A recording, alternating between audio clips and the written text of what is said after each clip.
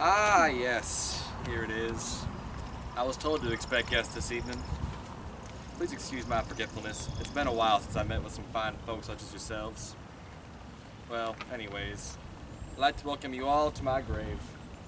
Now, as I used to tell my children, settle in, it's story time. Although I was born in Connecticut, my story begins on the bustling streets of Manhattan, New York. My family was lovely. I grew up with two parents, brothers, George and Charles, and younger sisters, Catherine and Hester Ann. As a child, I always appreciated the hard work my father did as a shipbuilder at a government shipyard. However, unlike my two brothers, I saw a different path for myself. I wanted to be a great surgeon and physician. This passion led me to an apprenticeship, where I studied with a prominent New York surgeon and physician, Dr. Slosky. He taught me the inner workings of procedures and medicinal standards. Back in my day, this qualified as the proper education for the position I was so keen on entering. But it all happened so fast that I began to question my dedication to the field as a whole. I mean, does a small child really have the best sense for their future? The love I developed for the Bible, as well as farming, only added to my uncertainty. However, I felt a sense of obligation and decided to continue on with the apprenticeship. A few years later, my brother Charles married a wonderful woman by the name of Sally Ann Dibble. Sally was a perfect new sister-in-law, but as her relationship grew with my brother, so did my love for her sister, Betsy. I had met my soulmate. Now, yes, I do realize that soulmates are not incredibly scientific, especially for a studied physician such as myself. But I knew from the second I saw her innocent glance across the room of my brother's wedding that she was the love of my life. This realization led us to the altar 5 wonderful years later, when she agreed to be my life partner and took the name Betsy Ann Scofield. 1 year later, my entire family decided to have a fresh start in Racine, Wisconsin. As soon as I stepped foot onto the farming soil, saw the acres of land that we had all to ourselves, and smelled the sweet country air, I knew my goals had changed. I wanted to become a farmer and preacher out on the homestead of my wife. So, the next day, my brother and I devised a plan to establish the first church in our area. However, the call for people with my level of knowledge of medicine still took top priority. You may be wondering why I chose to derail my dream and help people instead. Well, the only answer I can provide is this. How could I turn away sick people from my front door? I just morally cannot fathom that thought. My point is, I chose to become our town's physician out of an obligation to the well-being of our community. This proved to be no simple task, but my life is filled with the joy of children, so I did not complain. However, my wife and I did lose one of our 3 children. Catherine was her name. She was the only girl that my wife and I would have, but tragically she did not live past the age of 1 year old. You will notice many tragedies throughout my story, and this marks the first one. We did end up with 2 lovely boys named Charles and George after my brothers. When George turned 19 and Charles was only 15, they both decided to enlist in the Civil War.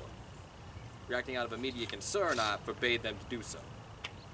This, unfortunately, did not stop them from participating. In fact, that night they snuck out and left for Fort Snelling. Charles enlisted as a musician, and George as a drummer. Once I realized they were gone, it was too late, and their positions had been finalized. I was heartbroken, deeply distracted by the thought of the danger they would soon be involved in. This went on for weeks until, one night, my wife woke with a jolt and claimed she had seen George. Once she calmed down, I was told that George was in her dream, sitting beside her bed, and that she was worried he was in trouble. In a rush of adrenaline, I went to go find him, but I was too late. My little boy had been poisoned. I was already buried. This marks the second tragedy of my life. Having just experienced an impactful loss, and with our other son, Charles, still in the war, Betsy and I decided to have a fresh start in Northfield, Minnesota. Once we arrived, I was immediately cleansed to the sight of the fresh farmland that I was able to own and enjoy once again. I was also the first pastor at Northfield's First Methodist Church, just as my brother and I once planned to do together. Although I still had doctoral duties in this town, I was able to accomplish things that I personally enjoyed in the process. This was more than enough for me. Life was beginning to look up. I had made strong connections in the community, volunteered on multiple boards, and was able to farm and preach the good word. However, as the saying goes, everything that goes up must eventually come down.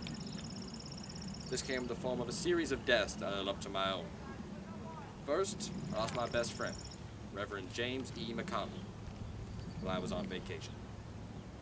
I cannot even remember the last words I said to him or the last time we shared a good laugh. This contagious smile will always be imprinted in my memory. Then came Betsy. She was my life partner, soulmate, and everything in between. I will never forget her. Finally, there was the death of my last son, Charles. He was my little boy, full of life and passion for the people and the world around him. He kept all of them with me in memory. However, I was determined to overcome the sadness that I had experienced and peacefully lived up until my 81st birthday, when I got to join them all again. Now, this gathering may appear as an excuse for me to tell you all about my life story, which I suppose is true. My life consisted of an abundance of heartache and a consistent pattern of compromise, but I was still able to find joy in the small moments, the same moments that I carry with me to this day. Now, I'd like to remind you all to keep looking for those positive moments when life gets hard, because, trust me, I know it can become difficult, but regardless of the struggle, I encourage you all to just keep going. Thank you.